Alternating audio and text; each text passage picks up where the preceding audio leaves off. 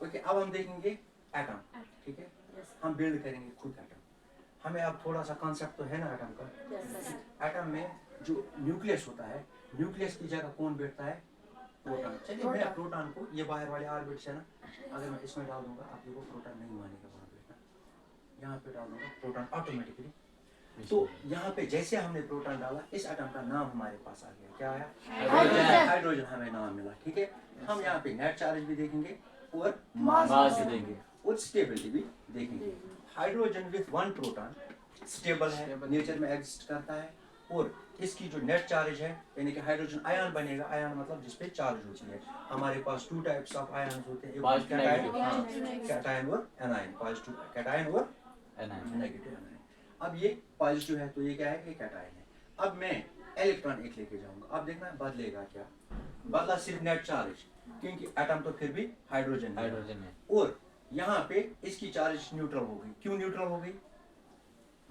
क्योंकि यहाँ पे प्रोटॉन ने एक पॉजिटिव चार्ज दिया था, तो इलेक्ट्रॉन ने कौन सी चार्ज दिया? नेगेटिव। हम देखेंगे क्या वाकई इलेक्ट्रॉन नेगेटिव चार्ज देता है। हम यहाँ पे इलेक्ट्रॉन को लेके जाएंगे, नेट चार्ज क्या आ गई? नेगेटिव आ गई, क्योंकि हमने यहाँ पे देखा कितने इलेक्ट्रॉन हैं? दो। तो मीनस दो नेगेटिव चार्ज हैं। प्रोटॉन कितने हैं? एक। तो कितने पॉजिटिव चार्जेस हैं? एक। तो नेट चार्ज क्या रहेगी इस पे? नेगेटिव। हाँ, इस प्रोटॉन की चार्ज इस इलेक्ट्रॉन ने खत्म कर दी, तो इस इलेक्ट्रॉन की चार्ज मौजूद रही।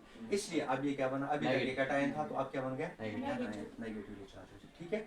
लेकिन मास इसका क्या है? 1। अब हम देखेंगे मास किससे बिल्ड होता है। मास किससे बिल्ड होता है? न्यूट्रॉन से। हमने न्यूट्रॉन दे दिया, अब देखिए मास नंबर क्या बन गया? 2। सर हम चाहे जितना मास डाल दें उतना चलेगा? नहीं चलेगा।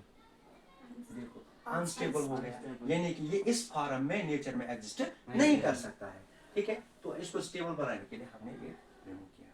यहाँ तक समझ में आया?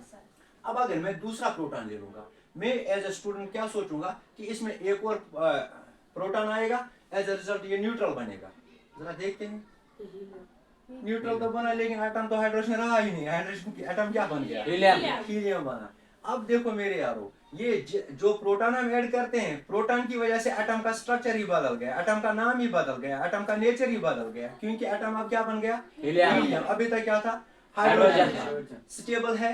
हाँ, स्टेबल है। तो हीलियम जो है ये विथ मास नंबर 3 भी एग्जिस्ट कर सकता है, स्टेबल है। अगर 4 दे देंगे तो भी स्टेबल है, ठीक है। तो ये दो शक्लों में हमारे पास आ रहा है। एटॉमिक नंबर तो वही रहेगा, हीलियम का एटॉमिक नंबर क्या रहेगा? 2। Very good, 2। तो लेकिन मास इसका 3 भी हो सकता है, 4 भी हो सकता है। तो ऐसा एटम जो इन दो शक्लों में आ सकता है, यानी कि एटॉमिक नंबर सेम रहेगा बट एटॉमिक मास डिफरेंट होगा, इसको हम आइसोटोप कहते हैं। क्या कहते हैं? आइसोटोप। अब समझ में आया? अब आप आइसोटोप उसको फाइंड कर सकते हो। कभी कभार हम लिखवाते हैं यूरेनियम 235, यूरेनियम 238। एटम तो यूरेनियम में ही है, लेकिन 235, 238, वहां पे मास नंबर 235 था, यहाँ पे मास नंबर 238 है, यानी कि उसमें 3 या 4 ये न्यूट्रॉन्स एक्स्ट्रा भी हो सकते हैं और स्टेबल रहेगा, यानी कि वो अनस्टेबल नहीं होता है। तो अब अगर हम यहाँ पे एक और प्रोटॉन देंगे तो क्या हो गया? लिथियम बन गया, लेकिन अनस्टेबल, पॉजिटिवली चार्ज। शायद ये चार्ज की वजह से अनस्टेबल हो गया? नहीं मेरे यार, आप देखो। अच्छा, इसको मैंने वापस लाया था इस शेल में, ये बैठता ही नहीं है उस शेल में बाहर, क्योंकि जो इनर मोस्ट शेल होता है उसमें हमें सिर्फ एक एटम में 2 ही इलेक्ट्रॉन्स ले सकते हैं, 3 या 4 नहीं ले सकते। मैं वो एक और दे दूंगा, ये तो नेगेटिव आयन बन गया है ना, लेकिन अनस्टेबल फिर भी है, यानी कि इसकी स्टेबिलिटी के लिए इलेक्ट्रॉन का कोई मुदाखल नहीं है। तो हम एक न्यूट्रॉन अब वेरी गुड, आया ना समझ में? अब हम न्यूट्रॉन दे देंगे। अब देखो हमारे पास लिथियम स्टेबल होगा तब जब इसमें एटलीस्ट मास नंबर कितना होना चाहिए? इसका मास 6 होना चाहिए। 7 पे भी पॉसिबल है?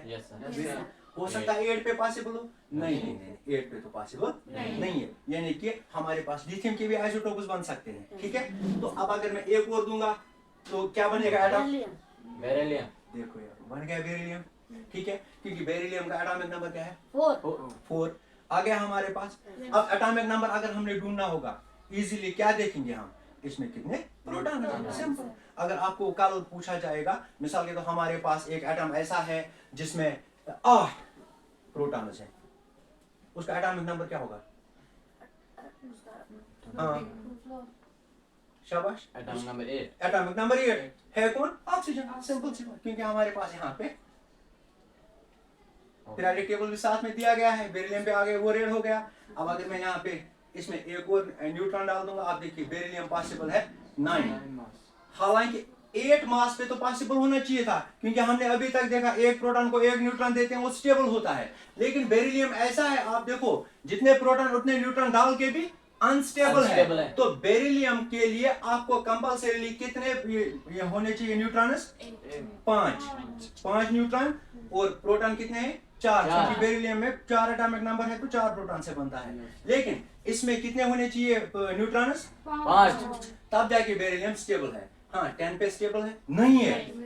हमने देखा लिथियम स्टेबल है, लिथियम के आइसोटोप्स बन सकते हैं, लेकिन बेरिलियम के आइसोटोप्स नहीं बन सकते हैं। बेरिलियम सिर्फ एक ही स्टेट में पॉसिबल है कि इसमें जब 9 एटॉमिक मास होगा, ना तो ये 10 पे स्टेबल रहता है, ना ही ये 8 पे स्टेबल रहता है। अब हम देंगे बेरिलियम के बाद में एक और दे दूंगा तो क्या बनेगा? बोरान। अरे यार, बोरान आराम से 10 पे स्टेबल है। आप देखो 2 4 1 5, ठीक है ना?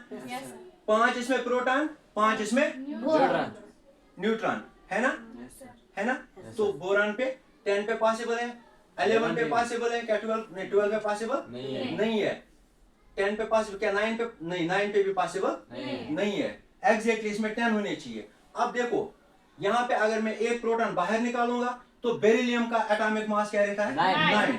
और जैसे मैं एटॉमिक नंबर एक और ऐड करूं, यानी प्रोटॉन एक ऐड करूंगा तो क्या बनेगा? बोरान बनेगा। और बोरान स्टेबल है 10 पे, 9 पे स्टेबल नहीं हो सकता है, लेकिन ये 11 पे भी स्टेबल है। अब बोरान के बाद अगर मैं एक और ऐड करूंगा, कार्बन, लेकिन 11 पे अनस्टेबल है। अब देखते हैं स्टेबल है ना? अब यहाँ पे भी देखो हम कार्बन पे आ गए, ठीक है। इसी तरह से हमने देखा 12 पे स्टेबल है, 13 पे भी स्टेबल है, तो इसके भी आइसोटोप्स हैं, है ना? हर एक ऐसा एटॉम जो 2 स्टेट्स में आ सकता है, यानी कि एटॉमिक नंबर सेम रहेगा, बट जो एटॉमिक मास है वो चेंज हो जाएगा, ठीक है ना? सो इसलिए यहाँ पे कार्बन के भी आइसोटोप्स बनते हैं। अब ये पॉजिटिव है, तो मुझे बताओ मैंने कितने नए इलेक्ट्रॉन डाल दिए? 5। मुझे कितने डालने चाहिए ताकि ये न्यूट्रल हो जाए? हाँ, 6। गुड, क्योंकि इसमें प्रोटॉन कितने हैं? 6। तो मेरे यारों समझ में आ गया? अच्छे से समझ में आ गया? तो मैं अब आपका टेस्ट यहीं पे खड़ा खड़ा हम एक टेस्ट करेंगे, देखते हैं किसको कितना समझ में आया, ठीक है? इन्हें से करो।